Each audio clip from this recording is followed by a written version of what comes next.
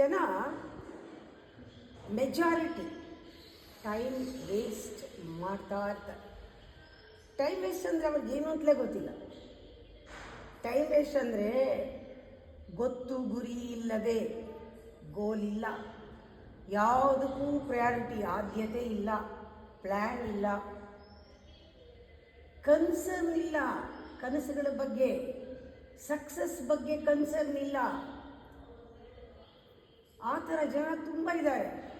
ಅವರು ಏನು ತಿಳ್ಕೊಳ್ತಾರೆ, ಆ ಥರ ಇರೋರ್ಗೂ ನಾನು ಅವ್ರ ಥರನೇ ಅಂದ್ಕೊಂಡ್ಬಿಡ್ತಾರೆ. ನಿಮ್ಗೆ ಅದೆಲ್ಲ ಇದ್ದರೆ ಅವ್ರು ಏನು ತಿಳ್ಕೊಳ್ತಾರೆ, ನಮ್ಮ ಥರನೇ ಅವರು. ಬಿಕಾಸ್ ಅವ್ರಿಗೆ ಟೈಮ್ನ ಮೌಲ್ಯ ಗೊತ್ತಿಲ್ಲ. ನಾವು ಹಾಗೆ ಕಾಲ ಕಳೀತಿದ್ದೀವಿ ಅಂತ. ನಂಗೆ ತುಂಬ ಪುರ್ಸೊತ್ತಿತ್ತು ಅದಕ್ಕೆ ಫೋನ್ ಮಾಡಿದೆ ಅಂತ. ನನಗೆ ಪುರ್ಸೊತ್ತೇ ಇಲ್ಲ ರೀ, ಫೋನ್ ಇಡಿ. ಹೌದಾ, ಬಿಡ್ವಿಲ್ವಾ ಅಂತ ಕೇಳ್ತಾರೆ. ಟೈಮು ಅನ್ನೋದು ಅದರ ಮೌಲ್ಯ ಗೊತ್ತಿಲ್ಲ. ನನಗಿಲ್ಲ ಅಂದಮೇಲೆ ಅವ್ರಿಗೂ ಇಲ್ಲ. ಅವ್ರ ಮುಗಿನ ನೇರಕ್ಕೆ ಯೋಚನೆ ಮಾಡೋದು.